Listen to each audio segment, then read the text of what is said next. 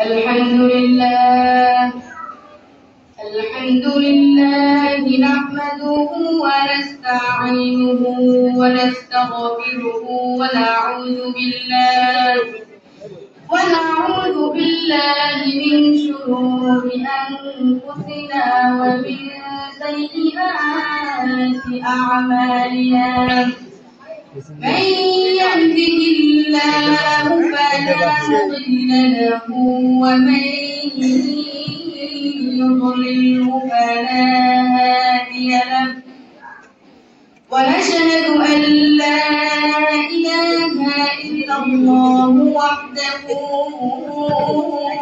لا شريك له ونشهد أن سيدنا وسندنا وحبيبنا ومولانا محمدا عبده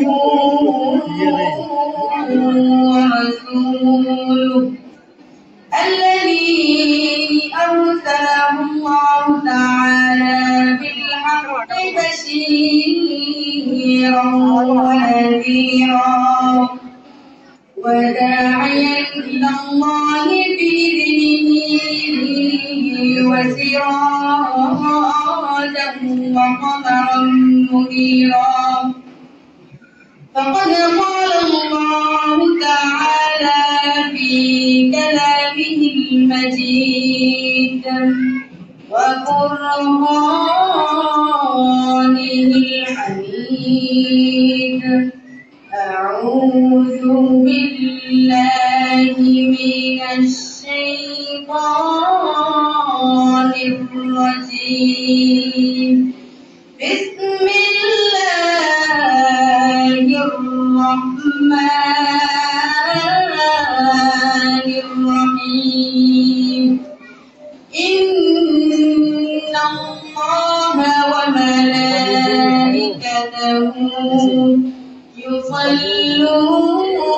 يصلون على النبي يا أيها الذين آمنوا صلوا عليه وسلموا تسليما اللهم صل على سيدنا مولانا محمد وعلى آل سيدنا مولانا محمد তাহাজ্জুদের জাইনা মাঝে মরণ দিও প্রভু আমায় ইকামতে দ্বীনের কাজে কবুল করে নিও আমায় তাহাজ্জুদের জাইনা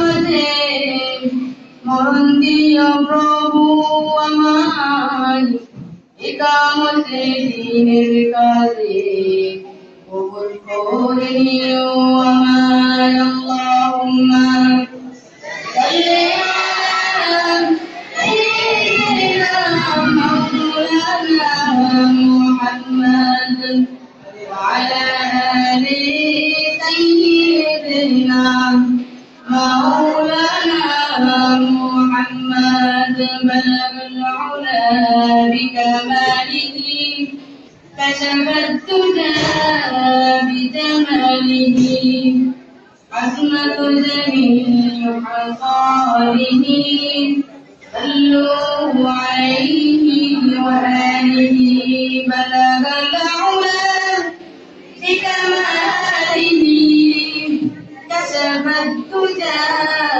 بجماله عصمة جميع خصاله صلوا عليه وآله الحمد لله সন্নিহিত মহিলা মাদ্রাসা কর্তৃক আয়োজিত আজকে পবিত্র ঈদ মিলাদুন নবী সাল্লাল্লাহু আলাইহি ওয়াসাল্লাম অনুষ্ঠানে উপস্থিত সম্মানিত সভাপতি অত্র মাদ্রাসা অধ্যক্ষ মহোদয় শিক্ষকবৃন্দ জ্ঞান অর্জনকারী ছাত্রছাত্রী ভাই ও বোনেরা আসসালামু আলাইকুম ওয়া রাহমাতুল্লাহি ওয়া বারাকাতুহু। সর্বপ্রথম আল্লাহর দরবারে লাখ প্রতি শুকরিয়া আদায় করছি যিনি আমাদেরকে আজকে সুন্দর মজলিসে আসার এবং বসার তৌফিক দান করেছেন। তাই আমরা সবাই অন্তরস্থল থেকে শুকর আদায় করছি আলহামদুলিল্লাহ। সম্মানিত উপস্থিতি, আজকে আমার আলোচ্য বিষয় হলো রাসূল সাল্লাল্লাহু আলাইহি ওয়াসাল্লামের জীবন।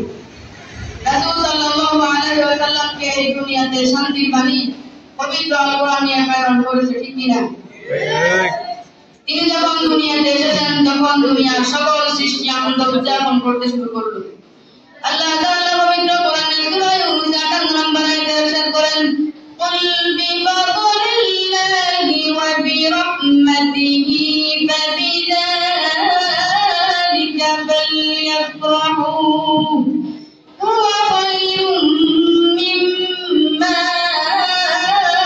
ইয়াজমাউন।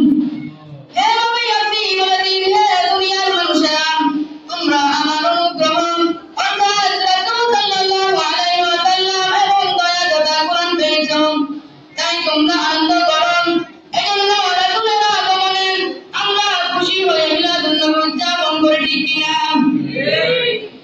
রাসূলের আগমনে দুনিয়ার সকল সৃষ্টি আনন্দ উদযাপন করতে লাগলো।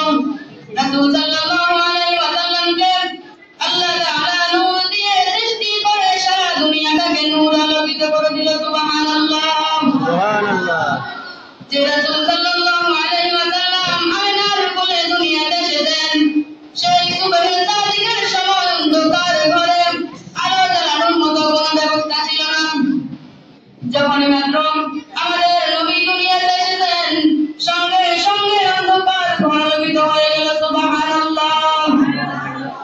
আল্লাহ তাআলা পবিত্র কোরআনে ইরশাদ করেন, قَدْ جَاءَكُم مِّنَ اللَّهِ نُورٌ وَكِتَابٌ مُّبِينٌ।